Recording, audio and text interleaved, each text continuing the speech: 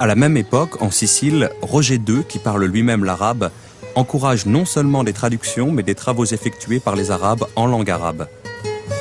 La plus célèbre de ces entreprises est celle commandée au savant Al-Idrissi, ni plus ni moins qu'une nouvelle carte du monde connu.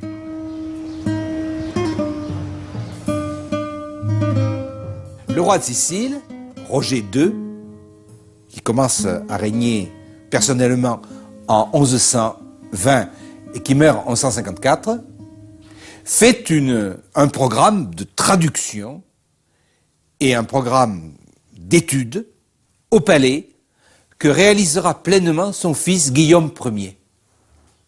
Donc on a véritablement une école du palais avec des traducteurs, mais alors à la différence de l'Espagne, ce qui est l'exceptionnel, c'est que les grandes œuvres ne sont pas les traductions, ce sont les œuvres originelles et elles se font dans les langues d'origine des savants. C'est les savants qu'on a accueillis en Sicile, l'arabe pour la géographie d'Idrisi et le grec pour 2 ou 3 auteurs. La grande œuvre, c'est la première géographie de l'Europe, faite par Idrisi. Et là, faite directement en arabe. Nous ne sommes pas seulement dans un programme de traduction, hein, même si le roi de Sicile a la plus grande passion au XIIe siècle pour traduire, transmettre le savoir dans le monde entier. Hein. Il a un devoir de culture.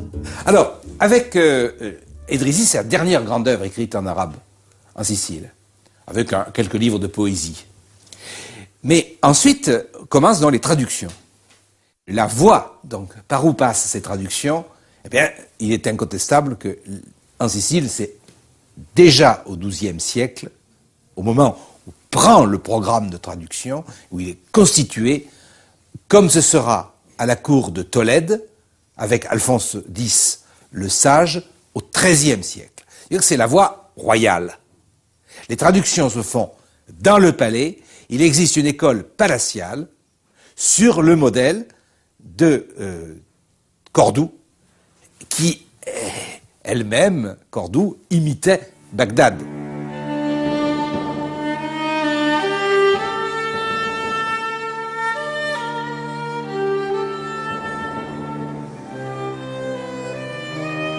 À la fin du XIIe siècle, d'importants événements se produisent en Orient.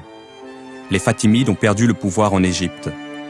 Ils sont remplacés par la dynastie sunnite des Ayyoubides, fondée par le grand Saladin, qui adopte une attitude très offensive face aux croisés. En 1187, il détruit l'armée du roi de Jérusalem et reprend la ville sainte. La formidable émotion qui s'empare de l'Europe est à l'origine de la Troisième Croisade, où l'empereur d'Allemagne Frédéric Barberousse, le roi de France Philippe Auguste et le roi d'Angleterre Richard Cœur de Lion unissent leurs forces contre Saladin. Cette croisade relativement infructueuse sera suivie d'une 4e en 1198, d'une 5e en 1212 et d'une 6e en 1223. Les combats meurtriers alterneront avec des compromis qui seront remis en cause à la première occasion.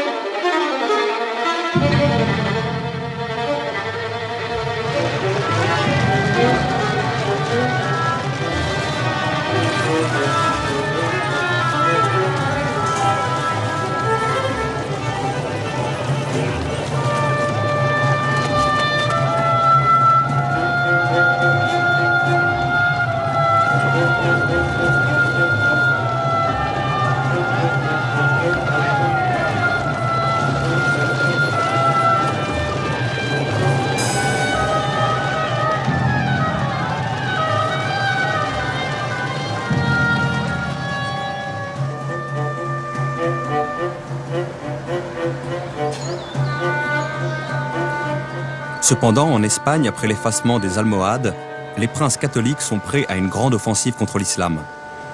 Ils prennent Cordoue en 1236, puis Séville en 1248. Ne survit désormais de l'épopée andalouse que le royaume de Grenade.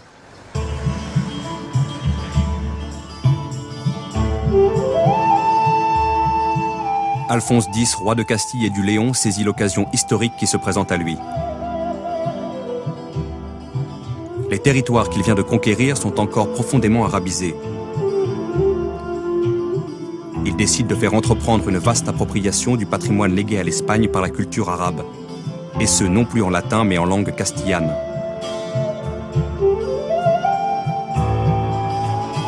Sous son égide, une chronique générale des savoirs est mise en chantier, qui incorpore des sources arabes scientifiques et littéraires.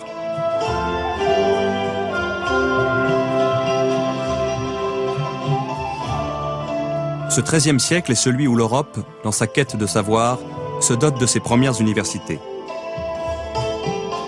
C'est là que doit être formée une élite de théologiens. Ils vont se servir des œuvres des philosophes et des savants de langue arabe, traduites en latin, pour développer rationnellement la doctrine de l'Église. Mais la philosophie va se révéler une arme des plus dangereuses à manier, soit parce qu'elle se réfère à une vision religieuse, qui est celle de l'islam, soit parce qu'elle permet de penser en dehors de toute religion.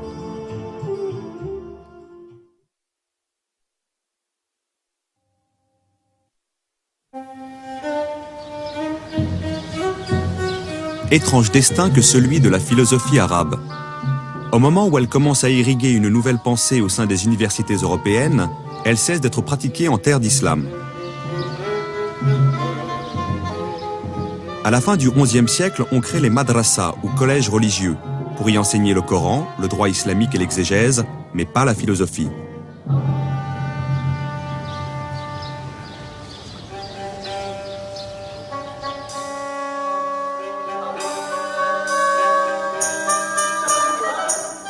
Cette décision est prise par les Turcs seldjoukides, mercenaires jadis engagés par les califes abbassides pour maintenir l'ordre et qui ont fini par s'emparer eux-mêmes du pouvoir.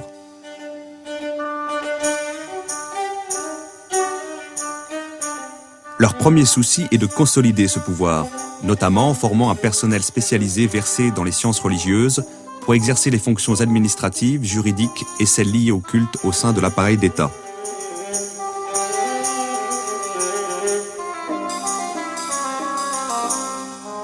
L'enseignement dispensé dans les madrasas est destiné à servir cette politique. Il vise à instruire des juges, des prédicateurs, des secrétaires, non à encourager des débats sans fin. Le savoir religieux est désormais considéré comme clos, et les oulémas sont surtout appelés à apprendre et à transmettre fidèlement la tradition reçue. Certains éléments de mathématiques ou d'astronomie à vocation utilitaire pourront quand même y être enseignés. Les noms d'Al-Kindi, d'Al-Farabi ou d'Avicenne ne résonnent pas entre les murs des madrasas de Bagdad ou d'Ispahan, où par contre on entend beaucoup le nom de l'imam Al-Ghazali, qui vient de publier son célèbre ouvrage intitulé « Incohérence des philosophes ». La philosophie se repliera au XIIe siècle en Andalousie sous le règne des Almohades, la deuxième dynastie de guerriers berbères venus du Maroc pour protéger l'islam en Espagne. C'est là qu'Averroès publiera sa tout aussi célèbre réponse à l'imam Al-Ghazali, intitulée « Incohérence de l'incohérence ». Mais avec l'affaiblissement des Almohades qui s'amorce dès la fin du XIIe siècle, l'activité philosophique ne trouvera plus de soutien politique en Andalousie. Elle survivra quelque peu à Marrakech, à Fès ou au Caire, puis elle disparaîtra du paysage politique. Après la défaite de Las Nevas de Tolosa, où les Almohades perdent la bataille qu'il ne fallait pas perdre contre les chrétiens, on peut dire que la Reconquista est virtuellement achevée. Le sud de l'Europe, et notamment la péninsule ibérique, redevient chrétien. Bon, il reste le royaume de Grenade, mais les musulmans ont d'une certaine manière tout perdu.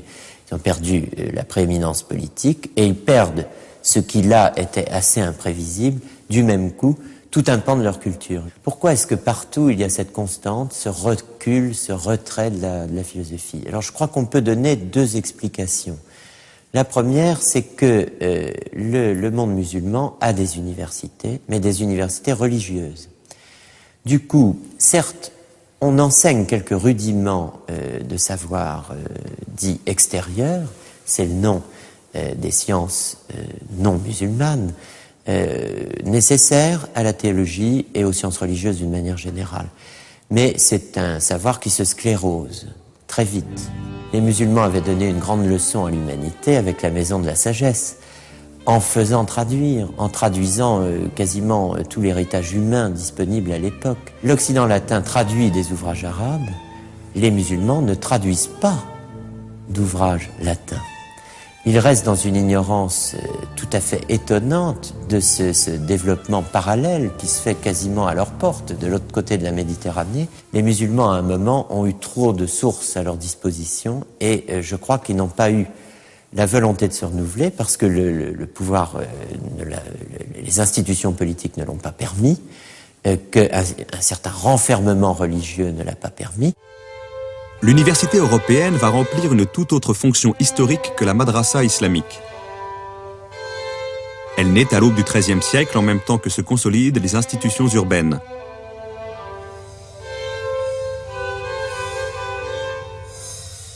C'est une communauté qui se régit elle-même comme une corporation de métiers, où le recteur, le doyen, le chancelier sont élus et les maîtres choisis par leurs pairs.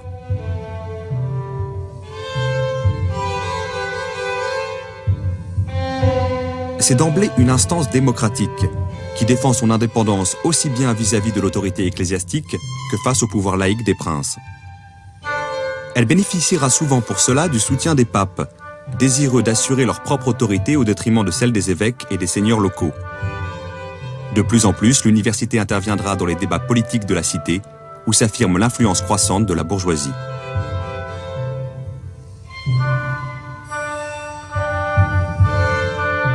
Pour préparer l'étudiant à une formation théologique de haut niveau, l'université commence par lui enseigner les 7 arts libéraux de la tradition gréco-romaine.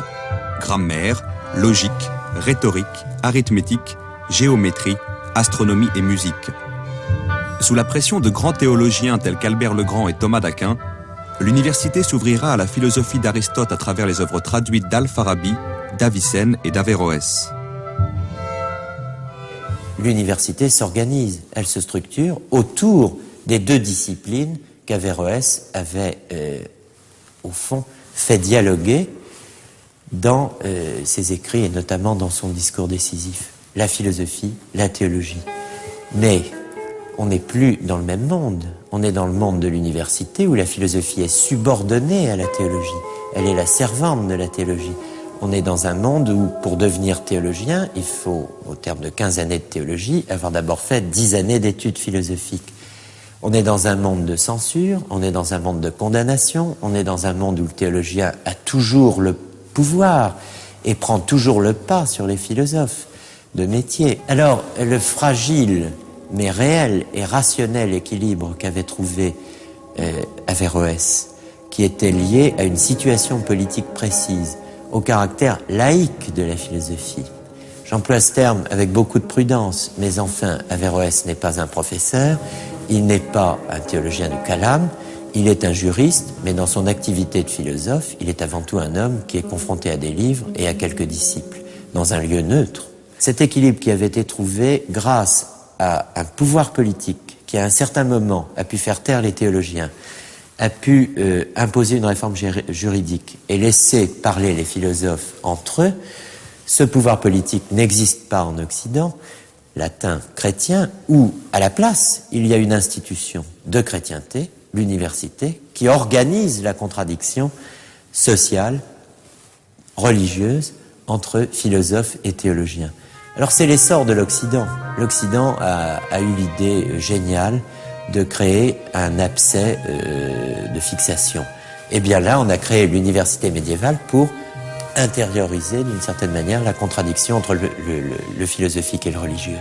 Et le monde occidental a pris son essor.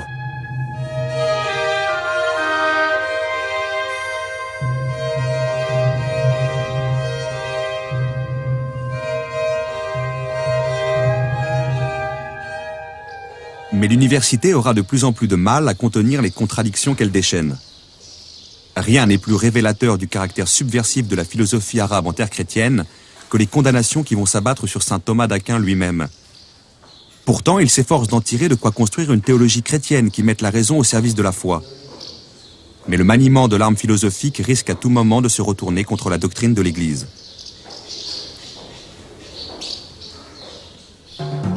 De fait, dès la deuxième moitié du XIIIe siècle, les universités européennes sont ébranlées par une nouvelle littérature se réclamant explicitement des philosophes de langue arabe. Et cette littérature, notamment illustrée par les travaux de Siger de Brabant, prône une pensée chrétienne où la philosophie serait libérée de tout argument d'autorité religieux, à l'instar de la pensée musulmane d'un Averroès ou de la pensée juive d'un Maïmonide. Thomas d'Aquin sera le plus célèbre des pourfendeurs de cette pensée. En 1270 éclate le conflit des facultés entre théologiens et philosophes qualifiés d'avéroïstes. En 1277, l'Église décide de sévir contre ces derniers. L'évêque de Paris, Étienne Tempier, agissant à la demande du pape, condamne leurs idées résumées sous la forme de 219 thèses, qui seront dès lors interdites d'enseignement public et privé. Et cependant, ces idées, loin d'être réduites au silence, vont peu à peu étendre leur influence au-delà même du cadre universitaire. La conscience européenne retiendra surtout de l'apport des philosophes arabes la figure de l'intellectuel. Cette figure que pressentait déjà au IXe siècle le calife Al-Ma'amoun lorsqu'il écrivait que l'homme se place au-dessus de toutes les autres créatures par sa capacité d'agir, par sa conscience, par son discernement. Dans un univers où tout est commandé par la volonté de Dieu, les philosophes arabes accordent à l'intellectuel une place unique. Ils lui reconnaissent le pouvoir d'accéder par lui-même à la connaissance des lois de la nature, en se fondant sur l'expérience de ses sens éclairés par sa raison. Dans cet esprit, les philosophes arabes ont développé une notion de causalité qui est directement accessible à la raison et l'expérimentation humaine. Seul à posséder ce don, l'homme paraît ainsi distingué par Dieu de toutes ses autres créatures et revêtu d'une dignité, d'une noblesse éminente.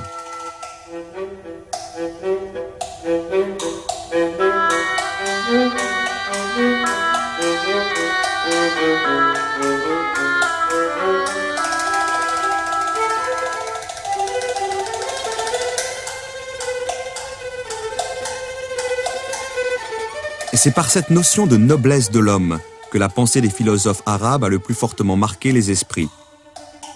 D'Albert le Grand et Dante à Pic de la Mirandole, elle éclaire les parcours qui conduiront peu à peu jusqu'à l'humanisme de la Renaissance.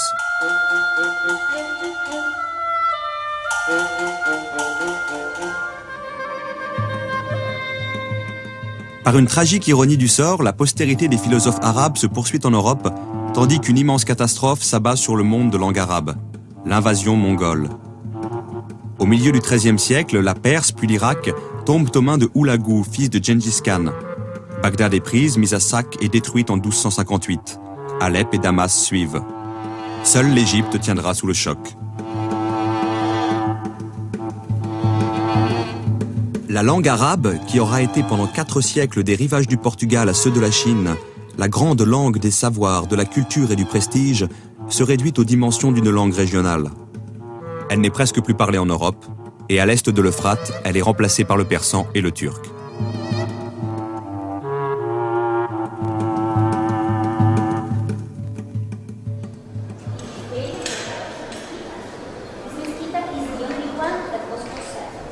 Les œuvres d'Avicenne ou d'Averroès, d'Al-Biruni ou d'Ibn al-Haytham, qui ne sont déjà plus lues dans leur langue d'origine, s'insèrent dans des débats étrangers au monde arabe, des débats proprement chrétiens.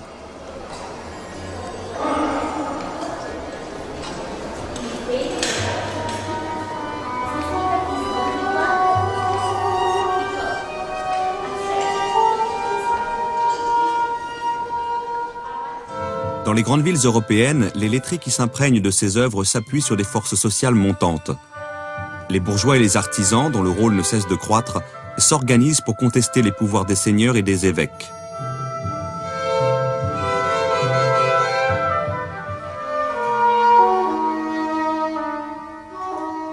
À Florence, au tout début du XIVe siècle, Dante est mêlé de très près aux luttes des partis bourgeois. Et c'est à la suite de la défaite de son parti qu'il est banni de sa ville en 1302.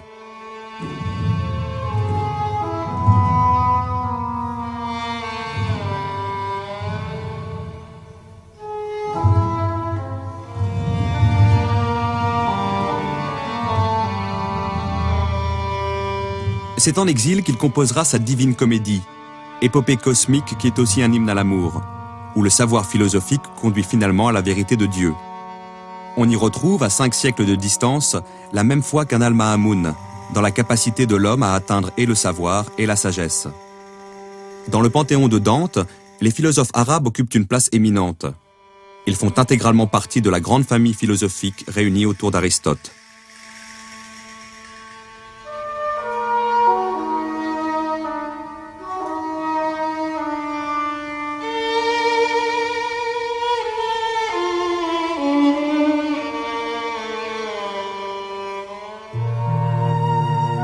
Mais quelques décennies après Dante, Pétrarque adopte l'attitude inverse. Il voudrait, lui, oublier au plus vite le rôle des Arabes dans l'histoire de la pensée universelle.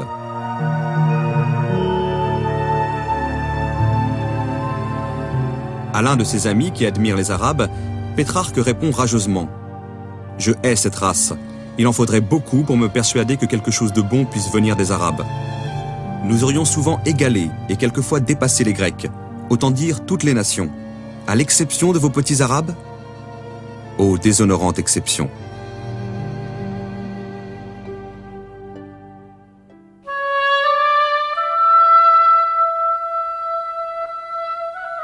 Si l'on se souvient de la gratitude avec laquelle les philosophes musulmans à partir du IXe siècle se sont mis à l'école des Grecs, on est frappé par une telle arrogance, une telle hargne.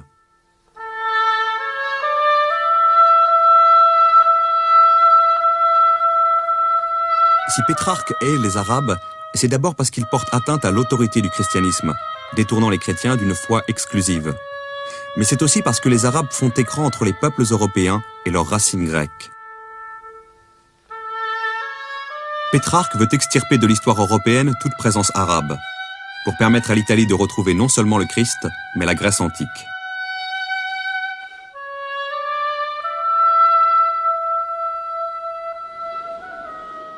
L'Europe que Pétrarque défend est en effet à la recherche de son identité. D'une identité commune, enracinée dans le christianisme, mais aussi d'identité nationale distincte, portée par des langues telles que l'italien, le français, le castillan, l'allemand. Cette Europe s'affirme par le rejet des religions musulmanes et juives, ainsi que par l'exclusion de la culture arabe.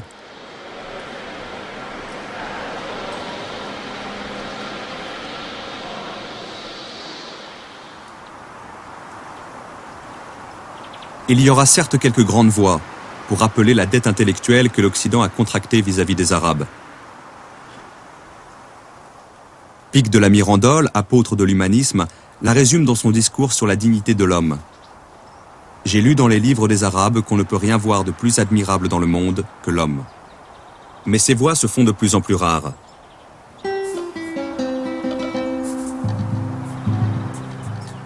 Nous sommes alors en 1486, à 6 années de la date fatidique où le royaume de Grenade, dernier foyer de civilisation arabe en Europe, tombe aux mains des rois catholiques. Alors l'Europe peut tout à la fois oublier la langue arabe et expulser les derniers Arabes de son territoire. On s'est mis à apprendre le grec, on a renoué avec l'origine grecque. À partir de là, la parenthèse arabe est devenue inutile, elle a été évacuée de la mémoire, et le latin barbare, le jargon arabo-latin d'Averroès, traduit en latin, et des avéroïstes, est devenu une espèce de verrue sur la face de l'Europe, et les grands enjeux, les grands débats du XVIe siècle sont ceux-là. En Italie, dans le nord de l'Italie, dans l'université de Padoue, dans toutes les universités, c'est va-t-on en finir enfin avec cette science-là, avec cette langue-là, avec ce latin-là, et renouer avec le beau grec de nos ancêtres et le superbe latin de l'époque cicéronienne. On connaît la réponse, c'est l'humanisme, effectivement, on en est sorti, mais en même temps, la part arabe, la part musulmane, la part médiévale et la part vivante du dialogue des cultures qui avait eu lieu au Moyen-Âge, sans... il ne faut pas non plus rêver un âge d'or, n'est-ce pas, mais il y a eu ce dialogue, eh bien, a été expulsé de l'Europe et en est sorti une bonne fois.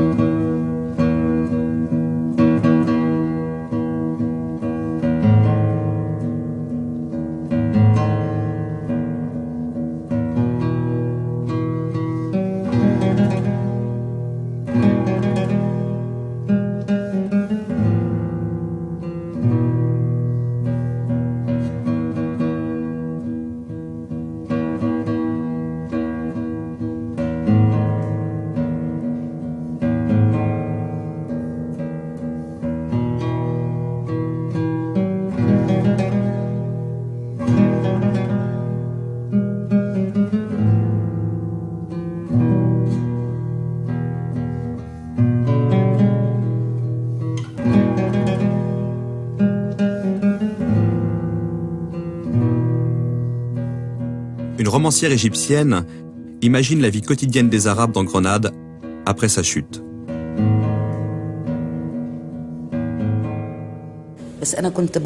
J'imaginais cette communauté, ce groupe de femmes et d'hommes. J'essayais de me représenter la crise qu'ils vivaient. Et surtout leur effort, héroïque parfois, pour continuer d'être ce qu'ils étaient, pour ne pas se renier.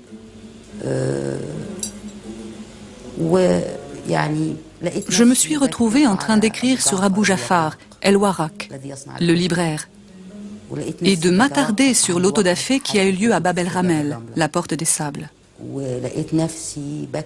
Je me suis retrouvée également en train d'écrire sur un personnage féminin, Salima. Elle brûlait du désir d'apprendre, ce qu'elle aurait pu faire si elle avait vécu en d'autres temps ou d'autres lieux, à Damas ou au Caire par exemple. Oui, elle aurait pu apprendre, bien qu'elle fût une femme. Mais à Grenade, après la chute, ce n'était plus pensable. Le simple fait de posséder un livre arabe vous exposait à être traduit devant les tribunaux de l'Inquisition. Parler en arabe vous faisait courir le même risque. C'était une époque ingrate, cruelle, qui mettait Salima dans l'impossibilité de réaliser son projet, de devenir elle-même. En 1499, Cisneros donne l'alternative suivante: le baptême ou la mort. Et c'est un choix libre. Personne ne peut contester le fait que selon le droit canon, ce choix est parfaitement libre. On peut toujours choisir la mort. Il est bien évident que la majorité des futurs ex-musulmans choisiront le baptême. Mais comme on ne leur donne absolument aucun enseignement religieux, ils restent musulmans objectivement. Mais à partir du baptême, ils deviennent des hérétiques. Et par conséquent, ils tombent juridiquement dans l'ère de pouvoir de l'Inquisition. Et là commence une longue histoire qui se terminera le 22 septembre 1609, quand finalement le décret de la déportation massive de tous les morisques, c'est-à-dire des musulmans convertis à la chrétienté, seront déportés d'Espagne. 1492, date de la chute de Grenade, est aussi celle du débarquement de Christophe Colomb en Amérique. L'Europe est partie à la conquête du monde. Rien ne l'arrêtera plus. Elle possède désormais sur toutes les autres sociétés un avantage décisif. Le parti pris de douter de tout.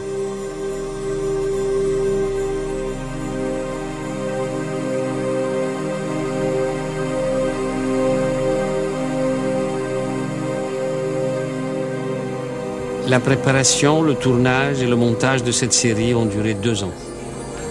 2 ans. 2 ans que nous avons vécu dans l'intimité quotidienne d'Al-Ma'moun, d'Al-Khwarizmi, d'Avicenne, d'Averroès. Pouvions-nous sortir indemnes d'une telle traversée? Pouvions-nous congédier ces fantômes sans un pincement de cœur? Du règne d'Al-Ma'moun au début du 9e siècle jusqu'au règne de Yaqub el-Mansour à la fin du 12e, la liberté de penser aura connu dans le monde arabe un moment clé de son aventure universelle.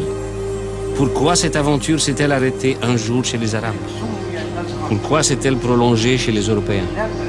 À une question aussi globale, l'historien n'a pas de réponse simple. L'événement naît de la conjonction de facteurs multiples dont le dénouement n'était pas écrit d'avance. Après coup, on peut mettre en avant l'un de ces facteurs, mais sachant qu'à lui seul, il n'explique rien. Dans le monde parlant arabe, la liberté philosophique a été voulue, financée, protégée par les princes. Elle répondait à un besoin, au besoin qu'ils avaient de comprendre le monde, pour bien gouverner un empire qui englobait de multiples ethnies, qui embrassait des cultures raffinées. Lorsque les divisions dynastiques et les revers militaires aidant, les princes ont cessé de nourrir cette ambition, les philosophes n'ont plus trouvé de soutien dans la société. En Europe, par contre, lorsque la liberté de penser a été confrontée à la formidable pression des inquisiteurs, elle a su s'affranchir de la tutelle des évêques et des seigneurs. Elle a quitté les palais de la noblesse parce qu'elle a trouvé dans la rue des forces sociales nouvelles qui allaient la soutenir et la porter en avant.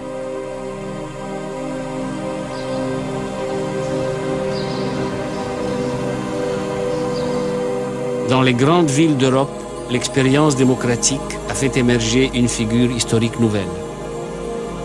L'individu libre de son corps et de sa conscience. L'étudiant, le commerçant, l'entrepreneur, le médecin, ils allaient peu à peu oser remettre en question le pouvoir des monarchies absolues et de l'Église.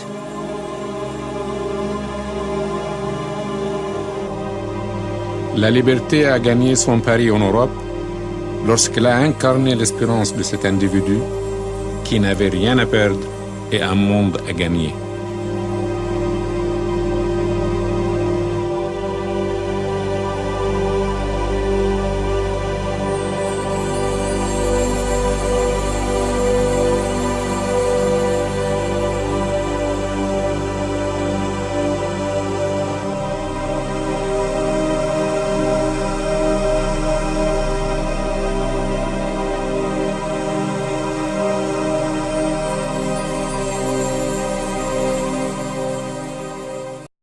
En Sicile, c'est déjà au XIIe siècle, au moment où prend le programme de traduction, où il est constitué, comme ce sera à la cour de Tolède, avec Alphonse X le Sage, au XIIIe siècle.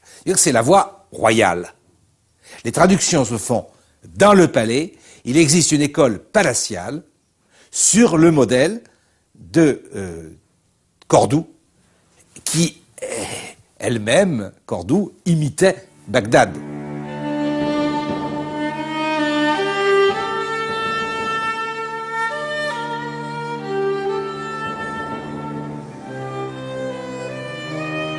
À la fin du XIIe siècle, d'importants événements se produisent en Orient. Les Fatimides ont perdu le pouvoir en Égypte. Ils sont remplacés par la dynastie sunnite des Ayyoubides, fondée par le grand Saladin, qui adopte une attitude très offensive face aux croisés. En 1187, il détruit l'armée du roi de Jérusalem et reprend la ville sainte. C'est que les grandes œuvres ne sont pas les traductions, ce sont les œuvres originelles et elles se font dans les langues d'origine des savants. C'est les savants qu'on a accueillis en Sicile, l'arabe pour la géographie d'Idrisi et le grec pour 2 ou 3 auteurs. La grande œuvre, c'est la première géographie de l'Europe, faite par Idrisi. Et là, faite directement en arabe. Nous ne sommes pas seulement dans un programme de traduction, même si le roi de Sicile a la plus grande passion au XIIe siècle pour traduire, transmettre le savoir dans le monde entier. Il a un devoir de culture. Alors, avec Idrisi, c'est la dernière grande œuvre écrite en arabe en Sicile, avec quelques livres de poésie. Mais ensuite commencent donc les traductions. La voie, donc, par où passent ces traductions, eh bien, il est incontestable que...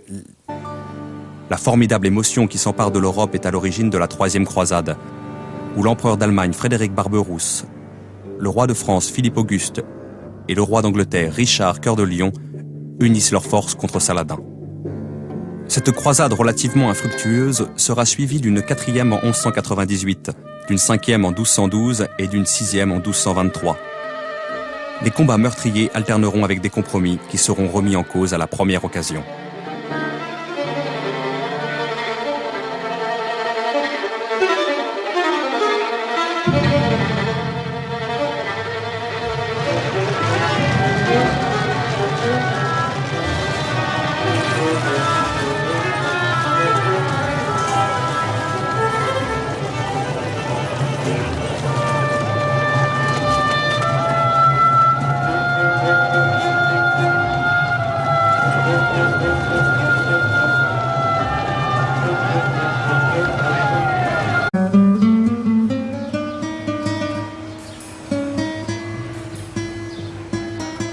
À la même époque, en Sicile, Roger II, qui parle lui-même l'arabe, encourage non seulement des traductions, mais des travaux effectués par les Arabes en langue arabe. La plus célèbre de ces entreprises est celle commandée au savant Al-Idrisi, ni plus ni moins qu'une nouvelle carte du monde connu.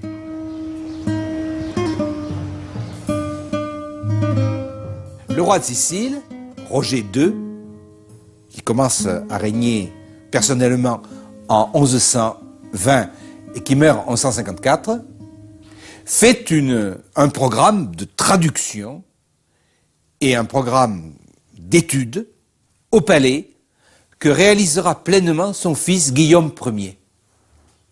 Donc on a véritablement une école du palais avec des traducteurs, mais alors à la différence de l'Espagne, ce qui est l'exceptionnel.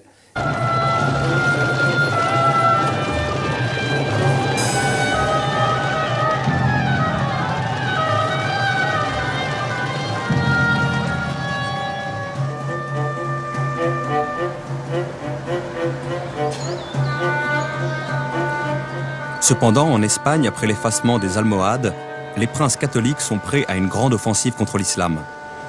Ils prennent Cordoue en 1236, puis Séville en 1248. Ne survit désormais de l'épopée andalouse que le royaume de Grenade.